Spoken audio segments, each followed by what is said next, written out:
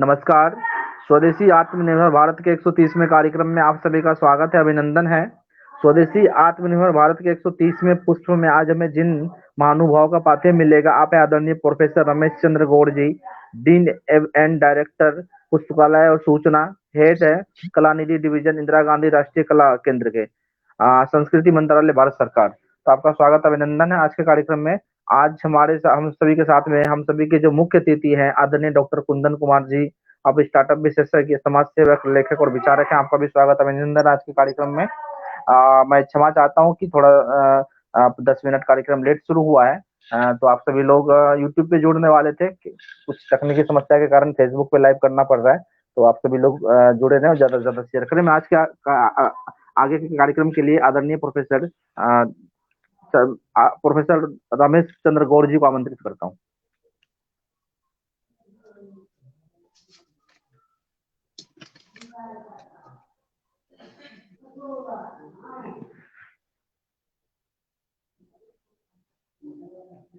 आप mic unmute कर लीजिए, माइक अनम्यूट कीजिए।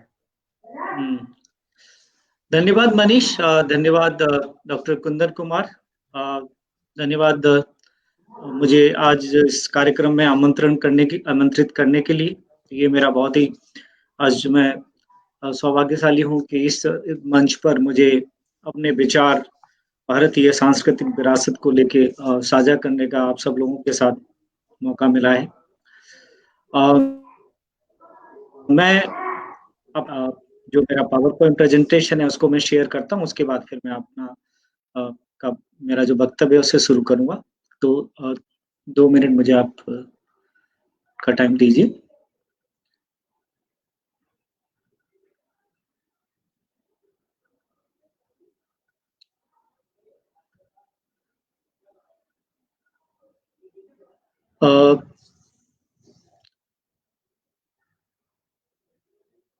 आप मेरा पीपीटी देख पा रहे हैं?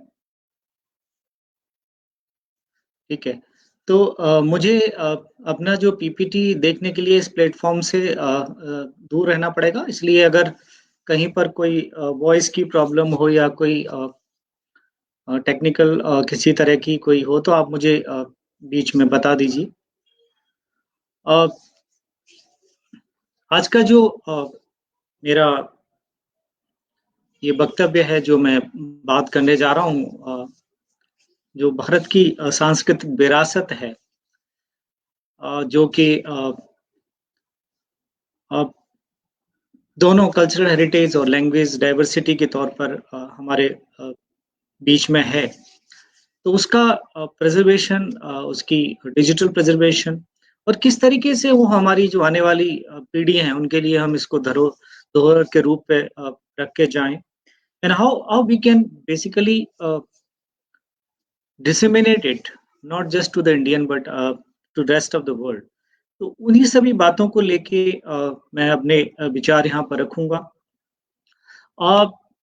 भारतीय संस्कृत विरासत के साथ मेरा संबंध काफी पुराना है। करीब पिछले 15 से 16 सालों से मैं इंदिरा गांधी राष्ट्रीय कला केंद्र, जो भारत का एक प्रमुख संस्था है मिनिस्ट्री ऑफ कल्चर के अंतर्गत, उसके साथ जुड़ा हुआ हूँ। मैंने अभी मैं डीन के पद पर कार्यरत हूँ, जहाँ एकेडमिक प्रोग्राम्स हैं। उसके साथ साथ मैं कलानिधि डिवीजन, जो कि एजेंसी का एक बहुत बड़ा धरोहर संग्रह है, उसका मैं हेड हूँ। उसके साथ साथ मैंने और इस तरह के जो विभिन्न पदों पर अपना कार्य किया है। अभी रिसेंटली मिनिस्ट्री ऑफ कल्चर ने, सांस्कृतिक मंत्रालय ने मुझे एक नई रेस्पॉन्सिबिलिटी दी है, एक to set up Indian institute of heritage, उसके लिए कार्य करने के लिए। ये मेरे लिए एक बहुत ही चैलेंजिंग टास्क है। इंटरनेशनली मैं अपने आप को बहुत ही भाग्यशाली समझता हूँ कि एक भारतीय के रूप में मुझे भारत को रिप्रेजेंट करने का बहुत सारे प्लेटफॉर्म, यूनेस्को की 2 कमेटीज, एक तो memory of the world program और दूसरा UNESCO global task force on indigenous languages का मैं मेंबर हूँ। इसके साथ साथ बहुत सारे करीब 24 कंट्रीज में मैंने बहुत सारी कैपेसिटीज में साउथ कोरिया में International Centre of Documentary Heritage, in China digital Dunhuang project. IFLA जो International Federation of Libraries Archives की एक बहुत बड़ी बॉडी है, उसके अंतर्गत बहुत सारे जो धरोहर से लेके सांस्कृतिक धरोहर से लेके बहुत सारे कार्यकलाप में शामिल हूँ मैं। उसके साथ साथ हिंदुस्तान की बहुत सारी संस्थाओं, देश विदेश की संस्थाओं के साथ मेरा जुड़ाव रहा है। I have been very closely working on preservation and promotion and propagation of cultural heritage. तो इस 15-16 साल के एक्सपीरियंस के बेसिस पे जो मेरी अपनी सोच है, जो मेरा एक्सपीरियंस है, I would like to share with all of you.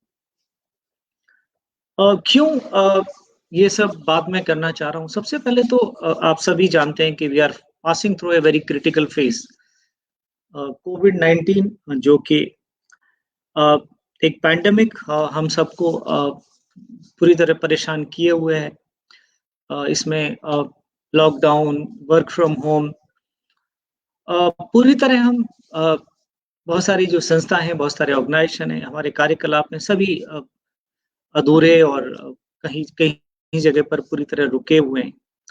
And when we talk about cultural heritage, उसमें भी चाहे हमारे म्यूजियम हो, चाहे हमारी लाइब्रेरीज हो, चाहे हमारे आर्काइव्स हों, पूरी तरह नहीं खुले हुए हैं, और अगर खुले हुए हैं तो उसमें एक रिस्ट्रिक्शंस है।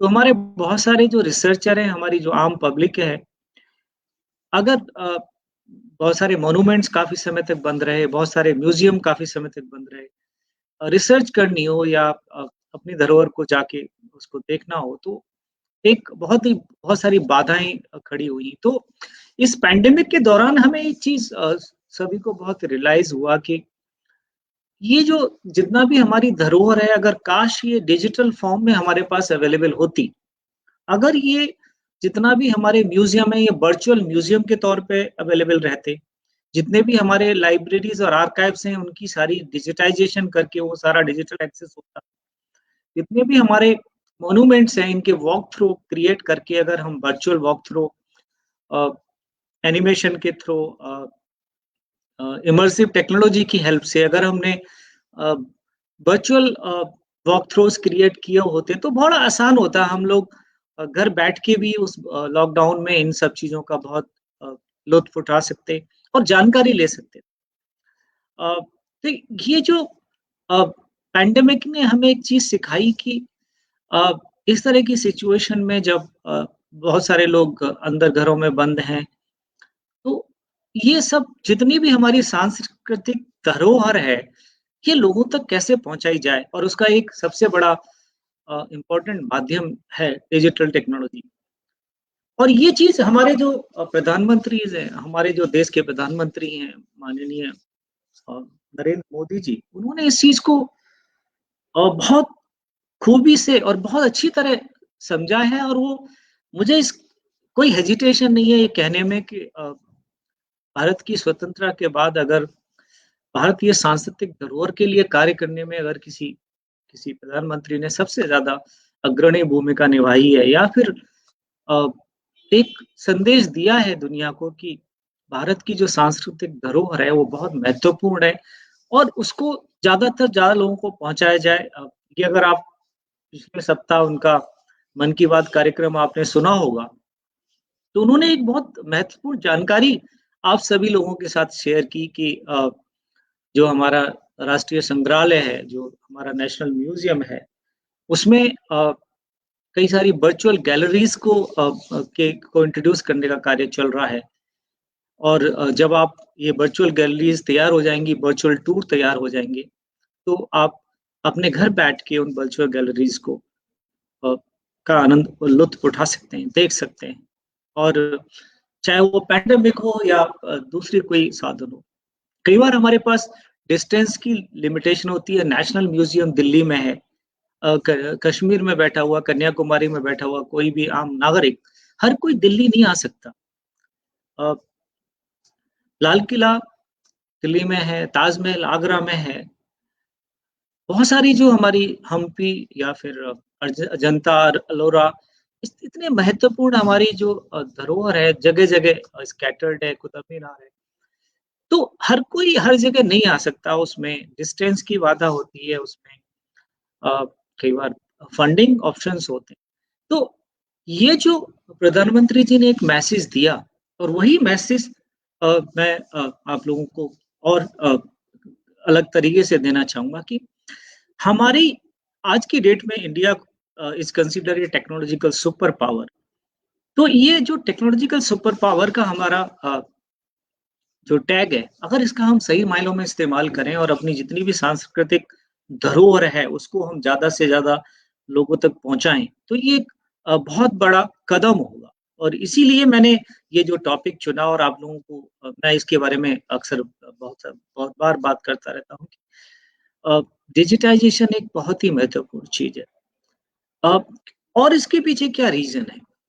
देखिए, हमारी जितनी भी सांस्कृतिक धरोहर है, हर हर धरोहर, हर कल्चरल हेरिटेज मटेरियल का एक पार्टिकुलरली लाइफ स्पैन होता है।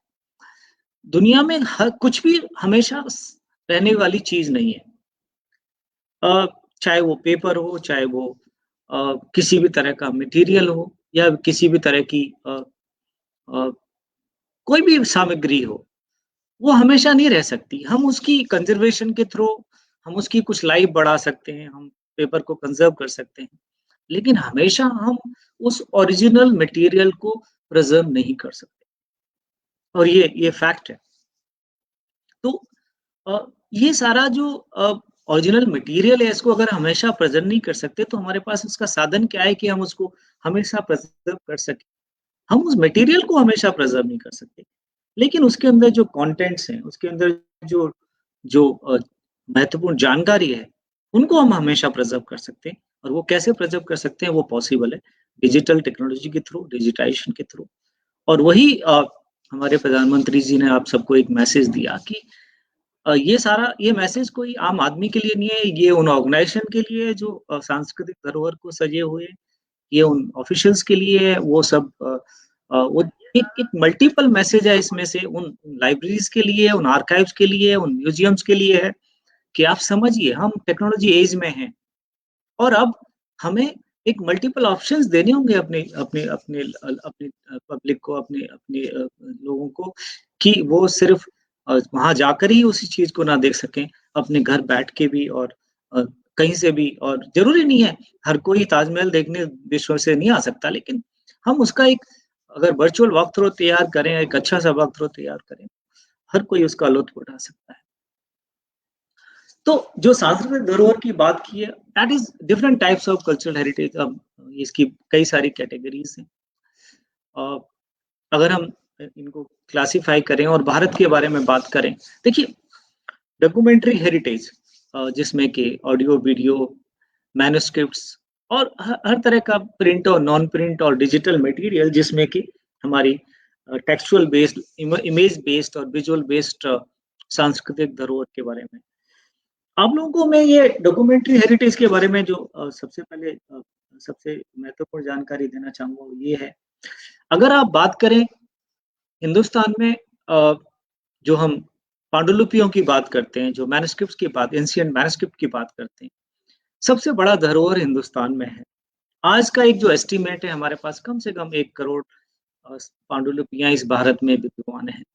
अगर हम अपनी पुरानी सभ्यता की बात करें, तो वो अ, 1 करोड़ 10 करोड़ में भी कन्वर्ट हो सकता है, 10 करोड़ भी हो सकती है। लेकिन अ बहुत सारे जो इन्वेजन्स हुए, बहुत सारी जो हमारी जो लापरवाही रही, उसमें हमने बहुत सारी धरोहर को कुछ को हमने खोया, कुछ लोग लेके चले गए, कुछ डैमेज किया गया इन्वेजन के दौरान, अटैक्स के दौरान। तो एक बहुत महत्वपूर्ण धरोहर हम ऑलरेडी खत्म कर चुके हैं। तो क्या अब हमारी ज़िम्मेदारी नहीं बनती कि जो भी धरोहर हमारे पास है, उसको हम पूरी तरह संग्रहित करें और उसको डिजिटाइज़ करके आने वाली जनरेशन के लिए अ, बढ़ाएँ इस चीज़ को। इसी तरीके से हम जब इंटेंजिबल कल्चर हेरिटेज की बात करते हैं, फ़ोक म्यूज़िक की बात करते हैं, हम ओरल ट्रेडिशंस की बात करते हैं, हम परफॉर्मिंग आर्ट की बात करते हैं, हम सोशल प्रैक्टिसेस की बात करते हैं, हम वास्तुशास्त्र की बात करें, हम रिचुअल्स की बात करें, हम हीलिंग प्रैक्टिसेस की बात करें। तो ये सारी चीज़ें जो हमारी इंटेंजिबल कल्चरल हेरिटेज जो हमारी सभ्यता है, बहुत सारी चीज़ें लुप्त होती जा रही हैं। अगर हम उनको टाइम रहते डॉक्यूमेंट नहीं करेंगे, हम उनको उनकी डॉक्यूमेंट्रीज़ नहीं बनाएँगे या उनकी हम किसी तरीके से डेटाबेस तैयार नहीं करेंगे, तो आने वाले टाइम में ये जो हमारी जितनी भी फेयर फेस्टिवल्स और रिचुअल्स हैं, जो हमारे ट्रेडिशंस हैं, हर हर ट्रेडिशन, चाहे वो दीपावली पूजन हो या फिर होली का त्योहार हो या फिर अ, बहुत सारी, चाहे ईद की आप सेलिब्रेशंस की बात करें या किसी भी इंडिया में और जितने भी रिलीजन्स हैं, हमारे जो गुरु पर्व है या जो क्रिसमस सेलिब्रेशन लोग करते हैं, उन सब जो कल्चरल ट्रेडिशन की जो वैरायटीज हैं, जो वैल्यूज हैं, उनको अगर हम प्रिजर्व नहीं करेंगे तो आने वाले टाइम में जो नई जनरेशन है उसको पता ही नहीं लगेगा कि अ, हम ये सारे फेस्टिवल्स, फेयर्स या जो फोक म्यूजिक है, हमारी जो हिंदुस्तान की एक बहुत बड़ी पहचान है फोक म्यूजिक, उसको हम अगर संग्रहित नहीं करेंगे, उसको हम डॉक्यूमेंट नहीं करेंगे, तो आने वाले टाइम में लोगों को कैसे पता लगेगा। जो टेंजिबल हेरिटेज है एक बहुत बड़ा हिस्सा है, जो जिसमें मूवेबल कल्चरल हेरिटेज में हमारे बहुत सारे जो पेंटिंग्स हैं, स्कल्पचर्स हैं, कॉइन्स हैं, आर्टिफैक्ट्स हैं, आर्ट ऑब्जेक्ट्स हैं, बहुत सारी जो इमूवेबल कल्चरल हेरिटेज में, जिसमें इतने सारे मोनूमेंट्स हैं, इतनी सारी आर्कियोलॉजिकल साइट्स हैं, और बहुत सारी अंडर वाटर कल्चरल हेरिटेज जिसको हमने बहुत अभी पूरी तरह एक्सप्लोर ही नहीं किया है, और बहुत सारी जो नेचुरल हेरिटेज हैं, अ, हमारे जो कल्चरल लैंडस्केप हैं, जो हमारे जियोलॉजिकल फॉर्मेशंस हैं, तो ये जब हम एक सांस्कृतिक विरासत की बात करते हैं, तो ये सारी जो हेरिटेज हमारी है, इसका एक महत्वपूर्ण पहलू अभी भी हम लोगों से डॉक्यूमेंटेशन से वंचित है। इसकी पूरी जानकारी, इसकी पूरी डिजिटाइजेशन, इसका पूरा डिजिटल एक्सेस अभी भी हमारे पास नहीं।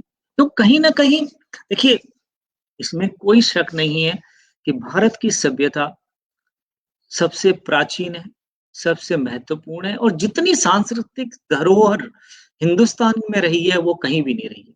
अगर आप अ, हमारी जो एंशिएंट टाइम की बात करें, चाहे वो अंकोपार का टेम्पल हो या रामायण ट्रेडिशंस हो जो ईस्ट एशिया में फैला हुआ है, ये जितना भी हमारे सांस्कृतिक ट्रेडिशंस, धरोहर जो भी है, ये बहुत एक हमारे हिंदुस्तान की एक उस युग की हमें गाथा बताता है कि भारत कितना श्रेष्ठ भारत था। भारत एक दुनिया का एक सिरमौर था।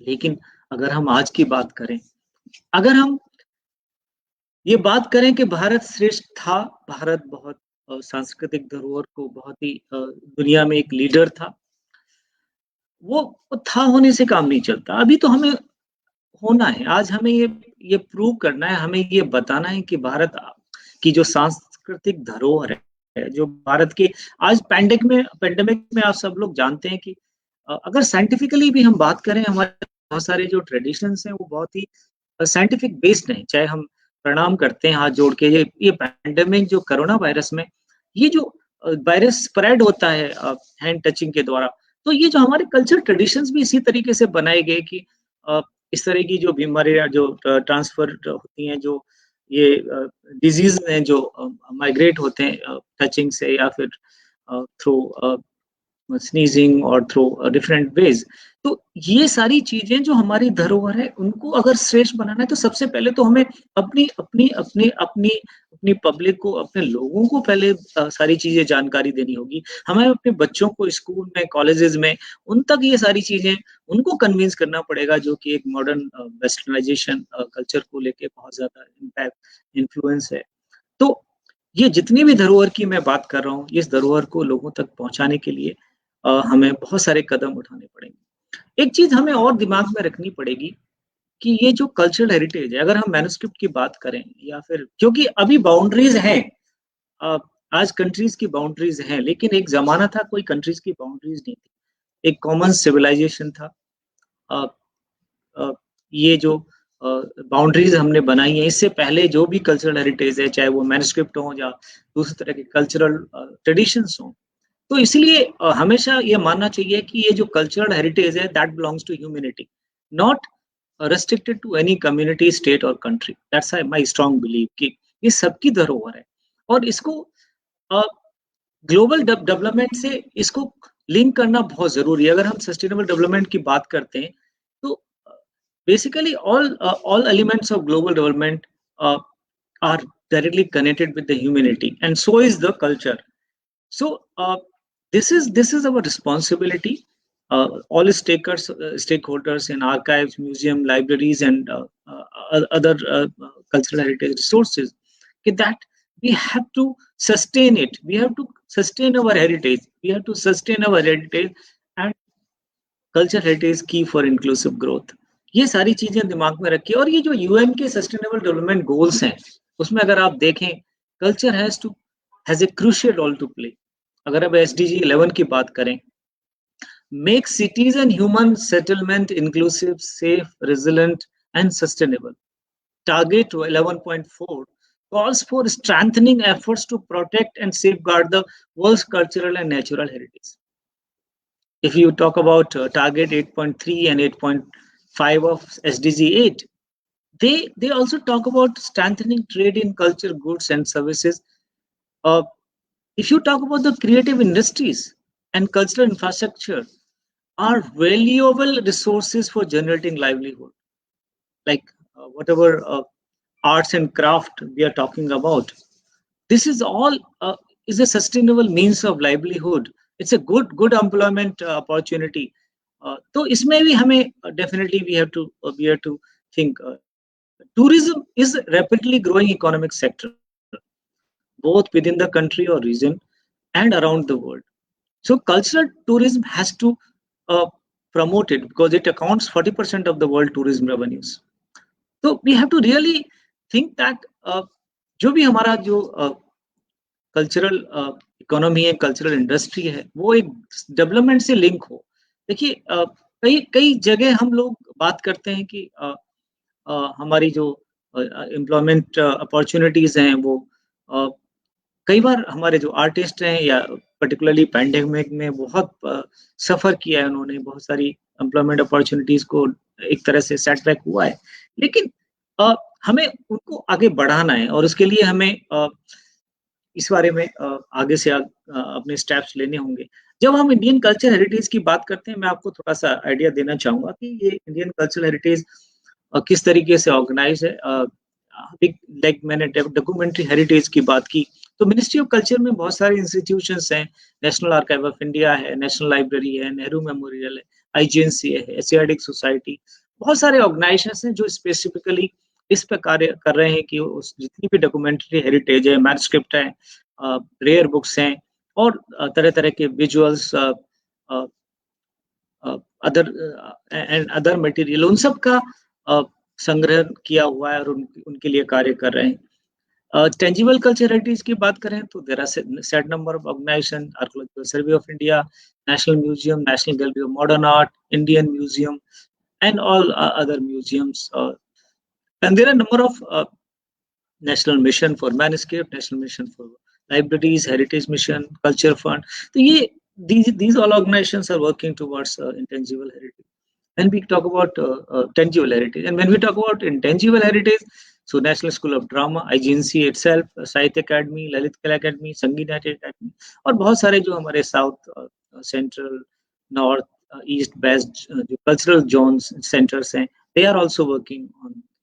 तो ये सारे organizations, and apart from that we have the libraries and archives and museum in state also, like we have state museum, state archives, state libraries, which possesses a lot of valuable, universities are also having number of important collections to preserve it. So ये सारी जो धरोहर जगह जगह scattered है, इसको अगर हमें प्रिजर्व करना है तो और लोगों तक पहुंचाना है तो उसके लिए what are the key issues. So first most important thing is wherever it is available we need to collect, store and organize for long term preservation. Why I am talking of the long term preservation कि कोई भी धरोहर उसकी अपनी merit के हिसाब से, और जो हमारी कल्चरल हेरिटेज है वो तो पोस्टरिटी के आज 500 साल पुरानी, 600 साल पुरानी मैनुस्क्रिप्ट हमारे को देखने को मिलती हैं। तो हमारे जो एंसेस्टर थे उन्होंने कार्य किया और उनको संजो के रखा और आज हम उनको देख पा रहे हैं। तो ये हमारी रिस्पॉन्सिबिलिटी है कि we need to collect it and we need to store and properly digitize it and make it accessible to the our posterity, our future generation. And ये जो ये जितनी भी धरोहर है, ये इसमें खाली कंटेंट्स में विजुअल्स ही नहीं है, जो टेक्स्ट है उसमें मल्टीलिंगुअलिटी एस्पेक्ट है। These are available in languages and scripts. मैं उसके बारे में आप लोगों को बात करूंगा कि वो कितनी इंपॉर्टेंट है। और ये सारे इश्यूज को ध्यान में रख के हम लोगों को, और कुछ सारे जो भी बैरियर्स हैं, अगर हम हमारे पास इंफ्रास्ट्रक्चर की कमी है, हमारे पास टेक्नोलॉजी की कमी है, या फिर हमारे पास बहुत सारी इकोनॉमिक बैरियर्स हैं, इन सब को ओवरकम करके हमें ये इंश्योर करना है। सबसे पहले ज़रूरी, जो हम डिजिटाइजेशन की बात करते हैं, उसमें सबसे इम्पोर्टेंट है कि we should have a catalogue of all the resources. A person should able to know which archive, which library, which museum contains what. Because if you don't know how will you go there? How will you? So खाली research point of view से नहीं, public attraction के point of view से सबसे पहले जरूरी है कि जितने भी हमारे लाइब्रेरी, म्यूजियम, आर्काइव्स हैं, उनका ऑटोमेशन होना जरूरी है। उनकी सारी जो रिसोर्सेज हैं, जो धरोहर है, उसकी कैटलॉगिंग होना जरूरी है। There are standard format, and I am really sorry to say कि हमारे बहुत सारे जो आर्काइव्स हैं, अभी मैंने एक सर्वे किया आर्काइव्स का, और उसमें मुझे जानकारी मिली कि बहुत सारे जो आर्काइव्स हैं, उनके पास अभी तक कैटलॉग तैयार नहीं है। उनको यही नहीं पता कि उनके पास कलेक्शन में क्या है। तो atomic cataloging is the most important thing, and that should be computerized, that should be accessible over the internet. So, and second important thing is by digitizing the देखिए, ये जितनी भी हमारी जो सांस्कृतिक धरोहर है, ये किसी भी कॉपीराइट से बाउंडिंग नहीं है। ये सब क्योंकि copyright is restricted up to 75 years after the death of author, तो वो सब ईयर्स क्रॉस हो चुका है। अभी इसमें कोई कॉपीराइट इश्यूज नहीं है। ये सिर्फ लोगों के माइंडसेट हैं, ये सिर्फ न किसी की ओनरशिप है, because that belongs to the entire country. तो ये बहुत जरूरी है कि जितनी भी हमारी धरोहर है, उसको डिजिटाइज किया जाए। जैसे आईजीएनसीए में हम लोगों ने करीब 5 से 6 लाख मैन्युस्क्रिप्ट्स और 1-1.5 लाख से ज्यादा फोटोग्राफ्स और बहुत सारी चीजों को हमने डिजिटाइज करके डिजिटाइज किया हुआ है। तो इस तरीके से डिजिटल लाइब्रेरी क्रिएट करना बहुत जरूरी है। और जो मैं यहाँ पर सबसे महत्वपूर्ण बात कर रहा हूँ, डिजिटल लाइब्रेरी तो एक्सेस के लिए ठीक है, लेकिन सबसे इंपॉर्टेंट है digital preservation for long term. फर्क क्या है दोनों में? देखिए, ये एक बेसिक फर्क बहुत समझना जरूरी है। किसी भी मटेरियल को एक्सेस डिजिटाइज करके उसको एक्सेस दे देना बहुत आसान है, लेकिन उसके बहुत सारे इश्यूज हैं कि एक तो वो लॉन्ग टर्म कैसे प्रिजर्व रहेगा। उसके लिए कल को सर्वर क्रैश हो गया तो उसके लिए क्या आपको मल्टीपल टेक्नोलॉजीज की हेल्प से आपको मल्टीपल सर्वर्स या मिरर सर्वर्स क्रिएट करने होंगे।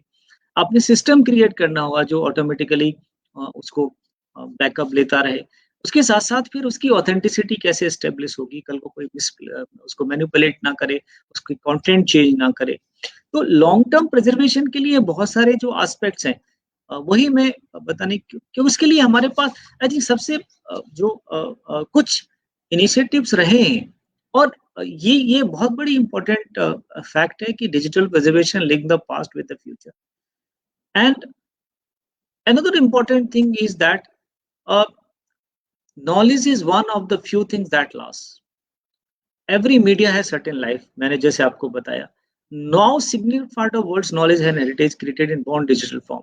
अगर हम अब की बात करें, मान लीजिए पहले जो मैन्युस्क्रिप्ट पाम लीफ पर लिखी गई या फिर बर्च पेपर पर लिखी गई, वो काफी सालों तक संग्रहित रही, लेकिन आज की डिजिटल टेक्नोलॉजी तो बहुत अनसर्टेन है। तो उसको कैसे प्रिजर्व करना है, इसके लिए disaster risk reduction and safeguarding models कैसे बनाने हैं, स्ट्रेटेजीज कैसे बनानी है, कैसे प्रिजर्व करना है इस मेमोरी ऑफ द वर्ल्ड को, उसके लिए ये समझना जरूरी है कि बहुत फर्क है जो मीडिया पहले था और आज में। अगर हम बात करें क्ले टैबलेट की लाइफ 10,000 ईयर्स तक हम लोग एस्टिमेट कर सकते हैं, लेकिन आज अगर हम हार्ड डिस्क की बात करें तो it can crash any point of time. So keeping in that in mind, we have to really understand ki we have to find out various multiple ways of preservation of the material. And in that context, one thing is very, very important ki it is not a choice, it is a compulsion. Now digitization has to be there because it increases access, it improves services, it also help in reducing the handling of the original material. It also help in developing collaborative resources. आप portability कहीं से भी कहीं लेके जा सकते हो, उसके मल्टीपल कॉपीज बना सकते हो, बहुत सारे लोग एक साथ एक्सेस कर सकते हैं। There are so many advantages of that. ऐसा नहीं कि इंडिया में इसके लिए कोशिश नहीं हो रही है। There are number of initiatives taken in form of certain manuscript digital library, audio video digital library, virtual museum की डायरेक्शन में भी कुछ इनिशिएटिव हुए हैं। लेकिन जितने भी इनिशिएटिव ये जो चाहे वो डिजिटल लाइब्रेरी ऑफ इंडिया हो या फिर एनडीपी प्रोग्राम हो या फिर एनवीएलआई हो या national digital library of India हो, ये जो सारे इनिशिएटिव है ये सफिशिएंट नहीं है। पहली बात तो इनमें कहीं ना कहीं एक कोलैबोरेटिव मॉडल की कमी है, विजन की कमी है, और एक जो हम बात करते हैं कि हमारी पूरी धरोहर को कैसे संजो के रखेगा, उस चीज की एक बहुत बड़ी कमी है। तो ये बहुत जरूरी है कि सबसे पहले तो हमें ये सोचना पड़ेगा कि एक क्या मॉडल होना चाहिए। एक इस पूरे के पूरी जो धरोहर है इसको अगर हमें सिंगल विंडो एक्सेस देना है तो हमें इसके लिए मॉडल क्या होना चाहिए, और उस मॉडल से पहले जरूरी है कि हमें एक विजन तैयार करना, एक एक नेशनल डिजिटल प्रिजर्वेशन प्रोग्राम होना बहुत जरूरी है। और कहीं ना कहीं वो कोऑर्डिनेशन की कमी है, फंड से ज्यादा एफर्ट्स की कमी है। तो वो सारी चीजें जैसे अब पीस मील बेसिस पे हम लोगों ने भी आईजीएनसीए में काफी सारा काम किया है। आईजीएनसीए जैसे कि आप जानते हैं कि is a leading organization and we have been acquiring personal collection of eminent scholars both in form of print libraries, जैसे हमारे पास करीब 25 पर्सनल लाइब्रेरीज हैं। इसके अलावा हमारे पास कल्चरल आर्काइव में बहुत सारे रेयर फोटोग्राफिक कलेक्शंस हैं। लिटरेचर में voice of Tagore, Akhil Mishra, doctor R C रमरा collection, we have literature on Gurudev Rabindranath Tagore. वस्तु शिल्प में अगर हम बात करें हमारे पास बहुत सारे स्कल्पचर्स हैं, बहुत सारे जो इवन अजंता केव की बहुत सारे स्लाइड्स हैं वो जिनको हमने डिजिटाइज किया हुआ है। लांसडेन कलेक्शन है हमारे पास। फोटोग्राफी में राजा दीनदयाल एक बहुत ही एमिनेंट कलेक्शन था, उसका कंप्लीट स्टूडियो, काटियो बेशो, डीआरडी वालिया, बहुत सारे जो कलेक्शंस हैं जो हमारे पास हैं, जिसमें अश्विन मेहता का है, शंभू शाह का कलेक्शन है, डेविड लोरिस का कलेक्शन है। संगीत में हमारे पास कृष्ण स्वामी कलेक्शन है, एस नटराज कलेक्शन है, वीके रंगरा कलेक्शन है, रंगनायक की अयंगर कलेक्शन है, और भी बहुत सारे एलिजाबेथ ब्रूनर्स की पेंटिंग्स हैं हमारे पास। तो ये जितना भी सारा कलेक्शन हमने इसको एक्वायर किया है, तो एक बहुत बड़ा भंडार हमारे पास है। आईजीएनसीए ने अपना एक पार्ट प्ले किया है, लेकिन alone IGNCA can not do everything. जैसे कि हमने कोशिश की है, बहुत सारे पर्सनल जो एमिनेंट स्कॉलर्स थे उनको डोनेट, उनको इनकरेज किया है, उन्होंने अपने कलेक्शंस को डोनेट दिया है। ये मोहन कोकर डांस कलेक्शन की कुछ ग्लिम्पसेस हैं जो हमारे पास एक उनके पुत्र ने दिया है हमें। तो ये इस तरह की जो और ये बहुत सारे हमारे पास विजुअल हैं, 1,08,000 के करीब विजुअल हैं। तो लेकिन ये छोटा सा एक हिस्सा है जो हमारी जो विजुअल सांस्कृतिक धरोहर है या फिर हमारी जो स्कल्पचर्स हैं, इनका एक छोटा सा हिस्सा है। और भी बहुत सारे ऑर्गेनाइजेशन पे जहाँ इस तरह की धरोहर है, लेकिन अनफॉर्चुनेट पार्ट है कि ये धरोहर अभी भी ऑनलाइन इंटरनेट पे अवेलेबल नहीं है। हमने डिजिटाइज जरूर किया है, लेकिन अभी तक हम उसको इंटरनेट पे एक्सेस नहीं दे पाए हैं, जिसमें कि बहुत सारी लिमिटेशंस हैं। एक बहुत ही जो इम्पोर्टेंट चीज मैं आप लोगों को इस सेकंड पार्ट में बात करना चाहूंगा, वो मैन्युस्क्रिप्ट के बारे में बात करना चाहूंगा। जैसे कि मैंने बताया कि हिंदुस्तान में कम से कम 1 करोड़ मैन्युस्क्रिप्ट एस्टिमेटेड हैं, जिसमें से हम आईजीएनसीए ने 1989 में ही माइक्रोफिल्मिंग का प्रोजेक्ट शुरू किया था, और 2009 तक करीब 3 लाख के करीब मैन्युस्क्रिप्ट को माइक्रोफिल्म किया और बाद में डिजिटाइज भी किया। उसके बाद 2003 में जब नेशनल मिशन फॉर मैन्युस्क्रिप्ट बना, तो नेशनल मिशन फॉर मैन्युस्क्रिप्ट में काम शुरू हुआ, और नेशनल मिशन फॉर मैन्युस्क्रिप्ट के अंदर काफी सारा काम हुआ है। करीब 43 लाख मैन्युस्क्रिप्ट्स का कैटलॉगिंग हो चुका है, काफी सारा कंजर्वेशन हो चुका है, 3 लाख के करीब मैन्युस्क्रिप्ट भी डिजिटाइज हो चुकी है। ये सब जानकारी आपको ऑनलाइन मिल जाएगी। लेकिन मेरी जो यहाँ पर बात इन मैन्युस्क्रिप्ट को लेकर एक अलग ही सोच है, और अलग आप लोगों के साथ में विचार शेयर करना चाहूंगा। और वो है कि ये जो मैन्युस्क्रिप्ट्स हैं बहुत सारे मीडिया में हैं, कुछ पेपर में हैं, पाम लीफ में है, वर्ड्सवर्थ मैन्युस्क्रिप्ट्स हैं, बम्बू लीफ मैन्युस्क्रिप्ट्स हैं, आयुर्वेद मैन्युस्क्रिप्ट्स हैं, स्कोल के ऊपर हैं, और ये जो मैन्युस्क्रिप्ट्स हैं बहुत सारी डिफरेंट लैंग्वेजेस में हैं, संस्कृत, अरबी, हिंदी, बंगला, डोगरी, गुजराती, मराठी, कश्मीरी, प्राकृत, पर्शियन, कन्नड़ा, पाली, पंजाबी, गुरमुखी जो बोलते हैं हम। तो ये बहुत सारी लैंग्वेजेस में ये मैन्युस्क्रिप्ट हैं। उन लैंग्वेजेस से ज़्यादा एक जो इम्पोर्टेंट एस्पेक्ट है, जो मैं आप लोगों को हाइलाइट करना चाहूँगा, कि ये बहुत सारी स्क्रिप्ट्स में भी हैं। अब जैसे अगर हम संस्कृत की बात करें, संस्कृत लैंग्वेज है इन मैन्युस्क्रिप्ट की, बट इसमें आपको अलग-अलग स्क्रिप्ट मिलेंगी, आपको शारदा स्क्रिप्ट मिलेगी, आपको ब्राह्मी स्क्रिप्ट मिलेगी, इसमें आपको अ, ग्रंथ स्क्रिप्ट मिलेगी, आपको नंदी नागरी मिलेगी आपको। तो ये जो स्क्रिप्ट्स हैं, ये बहुत सारे हो सकता है आप अ, संस्कृत जानते हो, लेकिन अगर आप इन स्क्रिप्ट्स को नहीं जानते, तो कैसे उन मैन्युस्क्रिप्ट को पढ़ पाएँगे? और उसी का एक बहुत बड़ा रीज़न है कि ये जो मैन्युस्क्रिप्ट जो कि हमारे बहुत सारे जो ट्रेडिशंस हैं, उसके अलावा अ, एस्ट्रोनॉमी के ऊपर हैं, ये मैथमेटिक्स के ऊपर हैं, ये अ, आयुर्वेदा के ऊपर हैं, ये आर्किटेक्चर के ऊपर हैं। हमने कभी भी इन मैन्युस्क्रिप्ट में जो कंटेंट्स हैं, जो नॉलेज सिस्टम्स हैं, उनको अ, मॉडर्न साइंस से जोड़ने की कोशिश नहीं की, और उसमें सबसे बड़ी बाधा है ये है कि ये जो लैंग्वेज है, ये जो स्क्रिप्ट्स हैं, आम आदमी की समझ से बाहर है।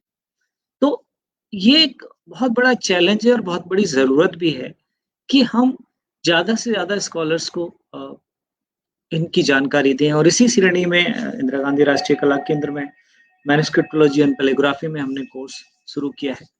तो हमारी कोशिश है कि ज़्यादा से ज़्यादा जो संस्कृत स्कॉलर हैं, उनको हम ये इन स्क्रिप्ट की जानकारी दें, और इसमें से 6 स्क्रिप्ट्स हम पढ़ा रहे हैं उनको। लेकिन आगे चल के मुझे पूरी उम्मीद है कि इंडियन इंस्टीट्यूट ऑफ हेरिटेज के अंदर और भी बहुत सारी जो स्क्रिप्ट्स और लैंग्वेजेस हैं, उनके बारे में हमारे कोर्सेज होंगे। लेकिन यहाँ पर मेरी कंसर्न कुछ और है कि ये जो इंडिया की जो लैंग्वेज डाइवर्सिटी है, जो कि मैं ज़्यादा डिटेल में, क्योंकि टाइम लिमिटेड है, ज़्यादा डिटेल में आप लोगों को नहीं बता पाऊँगा। तो ये जो लैंग्वेज डाइवर्सिटी है, अगर हम कहें कि जो हमारे डिफरेंट लैंग्वेज फैमिलीज़ में क्लासिफिकेशन है लैंग्वेजेज़ का, अ, ये लैंग्वेजेज़ शायद India is the most diversified country in terms of language. तो हमारी जो लैंग्वेज डाइवर्सिटी है, अब इसको कैसे हमें प्रिज़र्व करना है? क्योंकि देखिए, जो मैन्युस्क्रिप्ट डिफरेंट लैंग्वेजेज़ में, डिफरेंट स्क्रिप्ट में हैं, अगर वो स्क्रिप्ट और लैंग्वेजेज़ ही नहीं ज़िंदा रहेंगी, तो आप उन कंटेंट को कैसे पढ़ेंगे? आपको कैसे पता लगेगा कि उन मैन्युस्क्रिप्ट के अंदर क्या लिखा हुआ है? अगर आपको ब्राह्मी नहीं आती है, आपको शारदा नहीं आती है, तो आप कैसे जानकारी लेंगे? तो इस दिशा में मैं आपकी एक अटेंशन लाना चाहूँगा लैंग्वेज प्रिजर्वेशन के ऊपर, जो एक बहुत ही इम्पोर्टेंट चीज़ है। जैसे कि अगर आप देखें, अगर ये हमारी जो लैंग्वेज डाइवर्सिटी के बारे में बात करें, इवन इंडियन कॉन्स्टिट्यूशन में शुरू में 1947 में 14 लैंग्वेजेस को हमने इंडियन शेड्यूल में ऑफिशियल लैंग्वेजेस के तौर पे अ, अ, शामिल किया था। लेकिन उसके बाद धीरे-धीरे बाद में ऐड करते हुए आज करीब 22 लैंग्वेजेस जो हमारे इंडियन कॉन्स्टिट्यूशन के अकॉर्डिंग लिस्टेड हैं। इसके अलावा कुछ नॉन शेड्यूल्ड लैंग्वेजेस भी हैं, जो कि वो भी इम्पोर्टेंट है। मगर इससे बड़ी लैंग्वेज डाइवर्सिटी हमारी ये है कि जो मदर टंग्स जो हमारे देश में अभी, अगर आप न्यू एजुकेशन पॉलिसी की बात करें, तो उसमें एक आपने देखा होगा कि गवर्नमेंट ने बहुत ही एक पॉजिटिव और बहुत ही इंटरेस्टिंग और बहुत ही इनकरेजिंग बात कही है कि every student should be given education in their mother tongue. तो ये मदर टंग जो स्प्रेड है हमारे देश में जगह-जगह, अगर आप 1961 सर्वे की बात करें, सेंसस सर्वे की बात करें, तो we were having about 1652 mother tongues, और उनमें से अगर अगर हम 2011 के सर्वे की बात करें, वो नंबर घट के जो आइडेंटिफाइबल मदर टंग्स रह गई, वो 121 रह गई। अब आप देखिए, कहाँ तो 1961 में 1652 मदर टंग्स की हम बात कर रहे हैं, और अब 2011 में वो घट के हम सिर्फ आइडेंटिफाई कर पाए 121 लैंग्वेजेस का मतलब, अ, अगर ये स्टैटिक सही है, तो हमने कितनी लैंग्वेजेस को लॉस्ट कर दिया, कितनी मदर टंग्स खत्म हो गई। यानी कि जो मदर टंग्स जो बहुत सारे लोग जो जिन जिन मदर टंग्स को बोलते थे, वो धीरे-धीरे खत्म हो गए, या उन्होंने लैंग्वेज बोलना शुरू कर दी, छोड़ दिया, या मदर टंग को बोलना छोड़ दिया। तो ये जो 121 आइडेंटिफाइबल मदर टंग्स हैं 2011 में, इसमें से सिर्फ 22 लैंग्वेज ऐसी हैं जो कि ऑफिशियल लैंग्वेजेस हैं, और 96% of the people spoke these 22 official languages only. So means there are, if you talk about 100 languages, so 199 mother tongues are with less than 10,000 speakers. So we have more than 99 mother tongues, which only either 10,000 or less than 10,000 people are speaking that particular mother tongues. So my concern is about these languages. These 99 languages, how long these can be survived, how long you can preserve them, keep them alive. तो ये एक challenge है हमारे लिए। तो culture और language का एक बहुत ही क्लोज रिलेशनशिप है। आप कल्चर अगर प्रिजर्व करना चाहते हैं तो लैंग्वेज भी प्रिजर्व करना होगा आपको। और जो हमारे फोक हो या हमारी जो जितनी भी हमारी डॉक्यूमेंट्री हेरिटेज हो, उनके लिए लैंग्वेज सबसे इम्पोर्टेंट है। तो अब क्या किया जाए, मतलब ये जो लैंग्वेज एंडेंजरमेंट है, उसके बारे में मैं आपको थोड़ी सी जानकारी देता हूँ। जो यूनेस्को और इंटरनेशनल बॉडीज की क्या डेफिनेशन है। Language extinct is not now, language have been dying since ancient times. Like मैंने आपको स्टैटिस्टिक्स दिया कि 1961 में हमारे पास 1652 मदर टंग्स थी, और अब 2011 में करीब 50 इयर्स में we lost so many languages. UNESCO atlas जो भी क्रिएट किया गया था, उसमें 2500 languages were listed under danger categories, and out of that 192 languages were in India. और इनका जो level of endangerment क्या होता है, vulnerable. Most of the children speak the language. It may be restricted certain domains. Definitely endangered. Children no longer learn the language as mother tongue in the home. Severely endangered. Language is spoken grandparent and older generation. While the parent generation may understand, they do not speak it. Critically endangered. The youngest speakers are grandparents and older, and they speak the language partially infrequently. Means the younger generation, they are not speaking that particular language. And extinct, there is no speaker. So you can now test your language that the mother tongue which you are speaking is in which category. It is in vulnerable category, or definitely endangered, or severely endangered. There are a number of other criteria also, like based on how many people are living. We have organized some important events, like there is a Dard Aryan community in Ladakh. So in 2019, we organized a festival of Dard Aryans, and in that that community there are only 4,000 people, and they speak their native language. And out of that 4,000, all are not speaking. Their younger generations are not speaking. So this language endangerment is also a very kind of fear for vanishing our culture, our traditions. So along with the cultural traditions, we have to preserve these cultural languages. I give you some glimpses, like these are the languages which hardly common people are aware of that. Like how many of you know about Kharoshti, Sharda, Grantha? These all ancient script. Like this is the Brahmi script. How many of us know about it? This is Kharoshti. How many of our younger children even know this word? Grantha, Sarda, Nivadi. How many of you all know these scripts? You never heard of such names.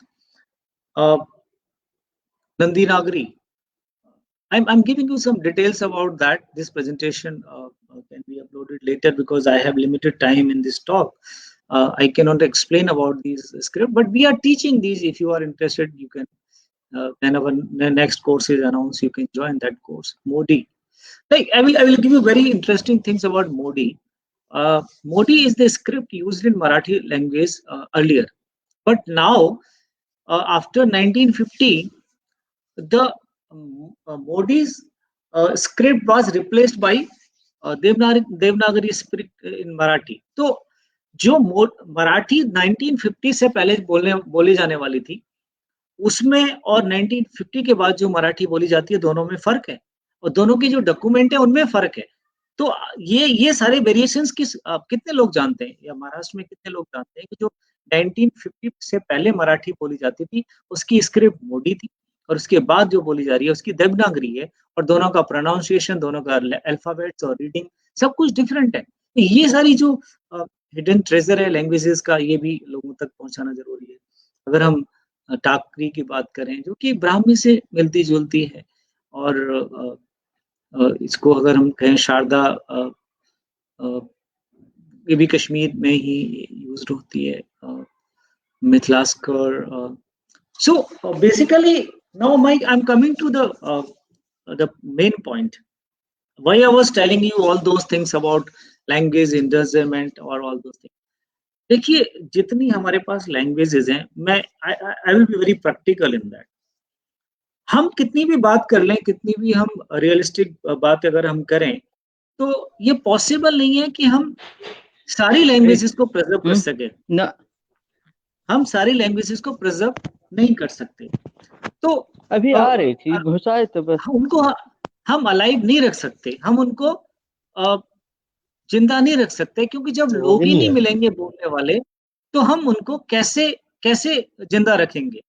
तो अगर हम सारी languages को जिंदा नहीं रख सकते तो क्या कर सकते हैं, और उसके लिए मेरा जो सजेशन है, जो मेरा प्रपोजल है कि we should do language documentation and archiving. देखिए, ये इंडिया में एक बहुत ही लेजर नोन फैक्ट है। यहाँ पर अभी न तो लाइब्रेरीज आर्काइव्स की कोई अटेंशन है, न लिंग्विस्ट की कोई अटेंशन है इस एरिया में। There are very few, last 2 years I am trying hard to educate people about this language documentation and archiving. अगर हम किसी लैंग्वेज को जिंदा नहीं रख सकते, तो कम से कम उसकी जितनी भी रिसोर्सेज हैं उनको प्रिजर्व तो कर सकते हैं। उससे एडवांटेज क्या होगा?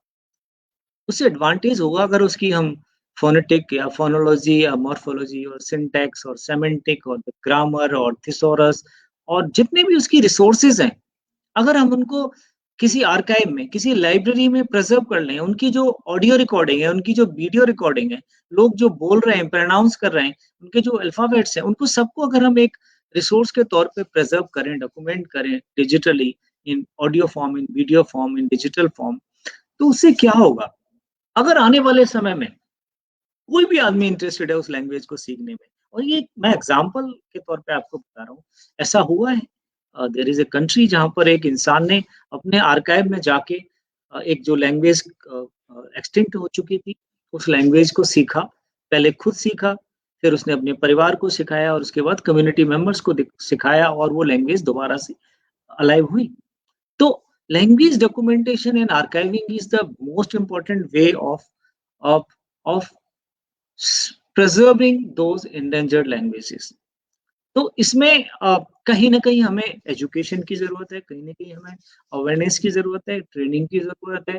तो जब या तो language, some language, many language we have already lost, but उनके कंटेंट्स हमारे पास हो सकते हैं कि, तो उन लैंग्वेजेस को दोबारा हमें कैसे जिंदा करना है? अगर मान लीजिए मैन्युस्क्रिप्ट तो हमारे पास हैं, लेकिन लैंग्वेज खत्म हो गई है, तो उसको हम उसकी रिसोर्सेज के तौर पे उसको जिंदा रख सकते हैं। We can basically preserve these particular contents of the language, and by documenting it, by properly cataloging it, properly digitizing it. So in that context, we can save, preserve a language for the posterity. तो मैंने ये बात की कि जब हम manuscript heritage की बात करते हैं, तो लैंग्वेज हेरिटेज की बात करना हमारे लिए बहुत जरूरी है। I am glad Government of India has decided to set up a Bharatiya Bhasha university. बहुत जल्दी ही काम शुरू हो गया उस मेरे ख्याल से। तो मैं जो हमारे जो भारतीय भाषा यूनिवर्सिटी के जो भी ऑफिशियल्स हैं, उनको मैं रिक्वेस्ट करूंगा कि इस चीज पर गौर करें कि लैंग्वेज डॉक्यूमेंटेशन आर्काइविंग एक बहुत बड़ा इम्पोर्टेंट प्रोग्राम होना चाहिए, जिससे कि जितनी भी हमारी भारत की जो लैंग्वेज डाइवर्सिटी है उसको हम प्रिजर्व कर सकें।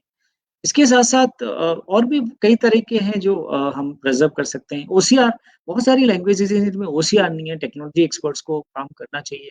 जिससे कि अगर अगर हमें डिजिटली प्रिजर्व करना है, जैसे ब्राह्मी है, हम ब्राह्मी को इमेज के तौर पे ही प्रिजर्व कर सकते हैं, उसको हम ओसीआर फॉर्म में नहीं कर सकते क्योंकि ओसीआर ही नहीं बना हुआ, बहुत सारी जो स्क्रिप्ट्स हैं उनका, तो हमें उस डायरेक्शन में भी काम करना चाहिए। हमें प्रमोट करना चाहिए इंटरनेट और मल्टीमीडिया के थ्रू। देखिए कोई भी लैंग्वेज अगर ज़िंदा रखनी है तो सबसे बड़ा काम है एजुकेशन ट्रेनिंग तो हम कर सकते हैं, लेकिन अगर पूरी तरह ज़िंदा रखने के लिए उस कम्युनिटी की रिस्पॉन्सिबिलिटी है। वो जो कम्युनिटी जो लैंग्वेज या मदर टंग बोलती है, हमें हेजिटेशन नहीं होना चाहिए, हमें शर्मिंदगी नहीं होनी चाहिए अपनी मातृभाषा बोलने में और उसको ज़िंदा रखने में। एक आदमी कई सारी लैंग्वेज सीख सकता है, क्यों नहीं सीख सकता? कोई अब मैं ग्लोबलाइजेशन में अगर हम रहते हैं, इंग्लिश सीखिए, English is essential language but along with English you can learn other languages also. आप अपनी मदर टंग को भी ज़रूर सीखिए।